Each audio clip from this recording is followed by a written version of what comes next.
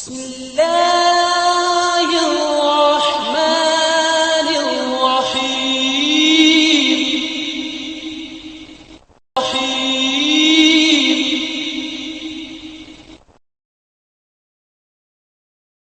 السلام علیکم ورحمۃ اللہ وبرکاتہ۔ اللہ رب العزت نے ہم لوگوں کو ماں کی شکل میں جو دولت اور نعمت عطا فرمائی ہے، اتنی بڑی دولت اور نعمت ہے کہ اس کا بدل دنیا میں کچھ ہو ہی نہیں سکتا ہے۔ میرے بھائیوں اور دوستوں، جب تک زندگی ہے زندگی میں اس کی قدر کر لیں۔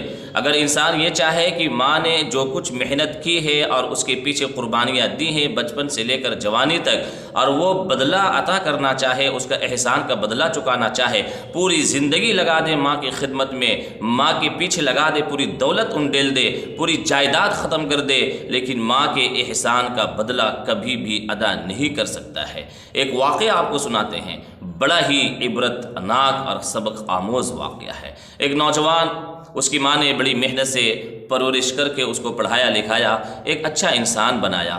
وہ نوجوان ایک بڑا اچھا آفیسر بن گیا اور اس کے بڑے دوست احباب ہو گئے، مالداروں سے، پڑھے لکھے لوگوں سے اس کی دوستی ہو گئی، اس کے گھر میں اچھے اچھے لوگوں کا آنا جانا شروع ہو گیا۔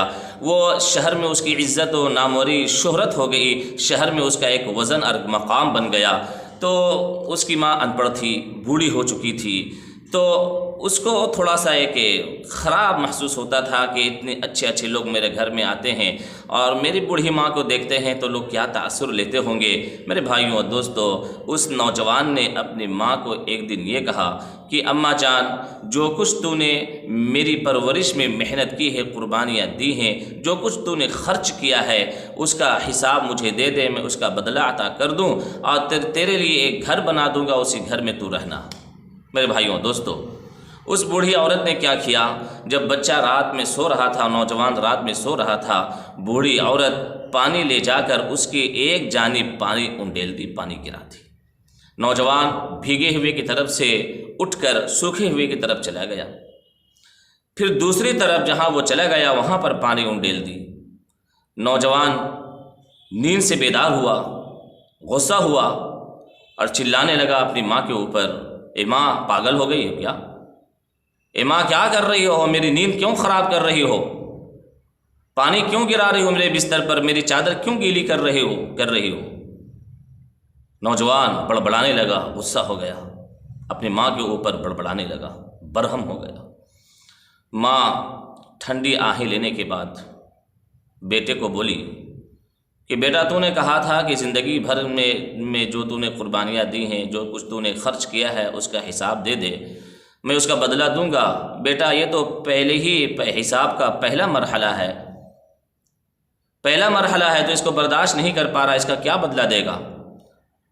بیٹا بولا، کیا بات ہے، یہ سب کیا بکواس ہے؟ ماں نے کہا، بیٹا، ایک مرتبہ تمہارے بستر کو میں نے گیلا کر دیا، چادر گیلی ہو گئی، تم برہم اور ناراض ہو گئے، تم غصہ ہونے لگے۔ نہ جانے کتنی راتیں ایسی گزری ہیں کہ تم پیشاب کر دیتے تھے، بستر پورا گیلا ہو جاتا تھا، چادر گیلی ہو جاتی تھی، پورا بستر گیلا ہو جاتا تھا، رات بھر میں جاگ کر گزار دیتی تھی، سو نہیں پاتی تھی، ایک رات نہیں، دو رات نہیں، نہ جانے کتنی راتیں ایسی گزری ہیں۔ تو ایک ہی مرتبہ میں برداشت سے باہر ہو گیا، پیجامے سے باہر نکل گیا۔ اس نوجوان کو سمجھ آ گیا، نوجوان ماں کے قدموں میں گر گیا، معافی مانگنے لگا، اماں معاف کر دے، اماں معاف کر دے، تیرے احسان کا بدلہ میں کبھی بھی نہیں دے سکتا ہوں، معاف کر دے، مجھے شیطان نے بہکا دیا۔ میرے بھائیوں اور دوستو، یاد رکھیں، آپ جتنا بڑا بھی بن جائے، جتنی دولت جمع ہو جائے، جتنی جائیداد کے آپ مالک بن جائیں، جتنا بڑا عہدہ ڈگرے کے آپ حامل ہو جائیں، یاد رکھیے ماں کے قدموں سے ایک اینچ بھی آپ آگے نہیں بڑھ سکتے ہیں۔ آپ کی جنت وہی ماں کے پیر کے نیچے ہے، آپ کی محنت، آپ کی کوشش کا جو پھل اور ثمرہ ہے وہی ماں کی قربانیوں کا نتیجہ ہے۔ اللہ رب العزت